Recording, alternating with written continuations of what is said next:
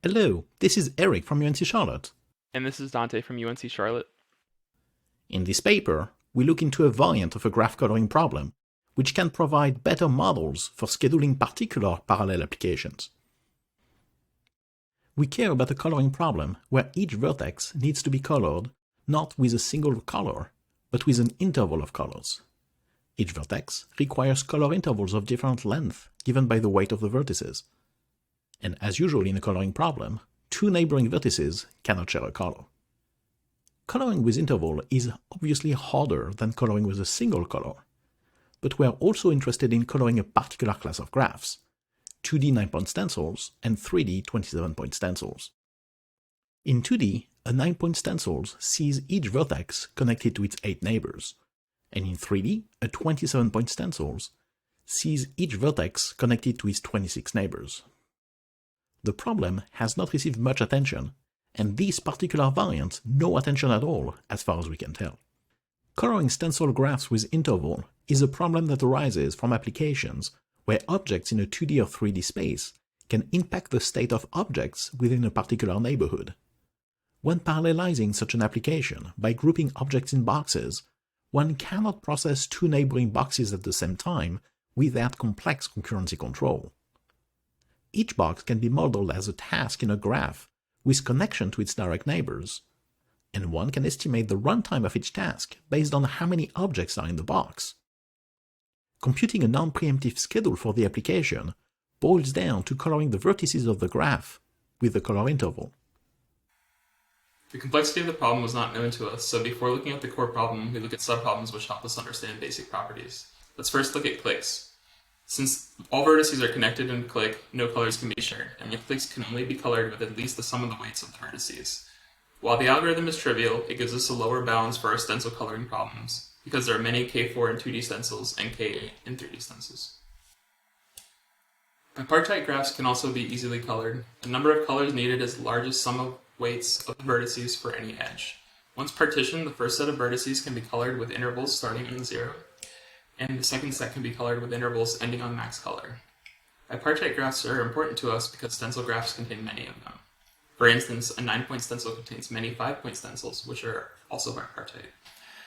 They also contain many even cycles, which are bipartite. Furthermore, the optimal coloring of these graphs are lower bounds for stencil coloring. By definition, any graph that is not bipartite contains a cycle of odd length. Odd cycles can also be colored in linear time, however, the algorithm is a bit more complicated. Coloring an odd cycle involves identifying a sequence of 3 vertices in the cycle that has the minimum sum of weights. These 3 vertices are colored first with consecutive colors. The rest of the cycle uses alternating intervals starting at 0 or ending on max color. There are many odd cycles embedded in stencil graphs. Their optimal coloring are lower bounds for coloring stencils in general. It would be valuable to find the odd cycle of highest max color, however, it is unclear to find it in polynomial time. We have shown that the problem of coloring a 3D 27-point stencil with intervals is NP-complete. The reduction is from a variant of SAT called not all equal 3 SAT. In any 3 SAT, an instance is composed of n Boolean variables and m groups of 3 variables. The instance of any 3 SAT is positive if there exists a variable assignment where each clause has at least one variable set to true and one variable set to false. We won't show the entire reduction, but rather only how to build an instance of the 3D coloring problem from an instance of any 3 SAT. The construction of the instance of the 3D stencil problem is a bit tedious, so we show first a graph construction which has a similar structure. For each variable in the instance of any 3 SAT, we create 2 vertices with a weight of 7, connected by an edge. For each clause, we create a triangle of vertices with weight 3.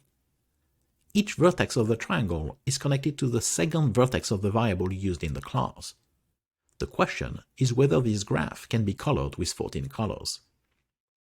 The structure of the vertices of the variable force their colors to be either 0,7 or 714. The variable assignment is given by which of the 2 vertices is colored with 0,7. Because the weight of the vertices in the triangle are 3, each triangle requires 9 distinct colors, and this is only possible if not all 3 variable vertices have the same color interval. That particular graph cannot be directly embedded in a 27-point stencil, but the pair of 7s that represent a variable can be extended into a chain or a star of 7s. As long as the paths have the right parity, the construction will retain its properties. This enables us to embed the construction in a 3D 27-point stencil. Each odd layer encodes a particular class, and each even layer provides insulation from the odd layers. The layers are only connected by a single pipe for each variable. The construction of the rest of the layer only ensures that the triangle of 3s connects to the right pipe with the path which length has the right parity. While the graph can be embedded in a 3D 27-point stencil, it is not planar, and it cannot be embedded in a 2D 9-point stencil. So, this construction shows the NP completeness of the 3D case, but the complexity of the 2D case remains open. Since the problem in 3D is NP complete, we consider heuristics. Greedy algorithms are stable heuristic for coloring problems. We use greedy algorithms in interval coloring for their basic guarantees in classical coloring. In practice, their performance is dictated by the order in which the vertices are colored. Several heuristics order individual vertices by geometrical patterns or by highest weight.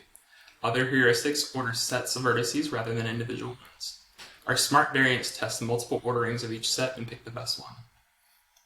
Another set of heuristics is based on decomposing a stencil into bipartite graphs of bipartite graphs. Let's look at the 2D case. In the first stage, one can color each row of vertices independently.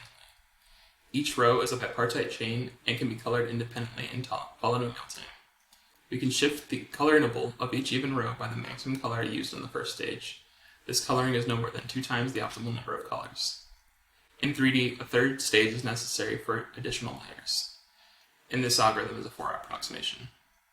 Bipartite decomposition algorithm wastes a lot of unused colors. So we apply a post-greedy optimization for better results. We tested the algorithm experimentally using Python. We used several instances from a geographical application as test cases. We also implemented an integer linear program to solve smaller instances optimally for comparison. We present the results of our experiments as performance profiles. An algorithm goes through point xy if it performs on y% of instances better than x times worse than the best algorithm for that instance. Simply put, the more top left, the better. Here we show algorithm performance on 2 different types of instances. We see that the relative quality depends on the type of instance. For example, bipartite decomposition works well on pollen, but not as well on fluid. On 2D instances, bipartite decomposition performs the best overall. However, on 3D instances, our greedy algorithm performed better. This result was expected because the guarantees of bipartite decomposition degrade with additional dimensions. We computed optimal solutions for almost all instances using an integer linear program.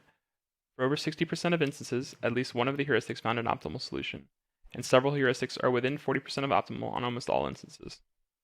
We integrated the interval coloring of stencils in a real application. Space-time kernel density estimation is a geographic application where events are identified as latitude, longitude, and time triplets.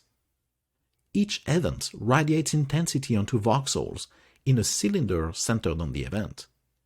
And depending on the size of the cylinder, one can understand patterns in where and when the event happened.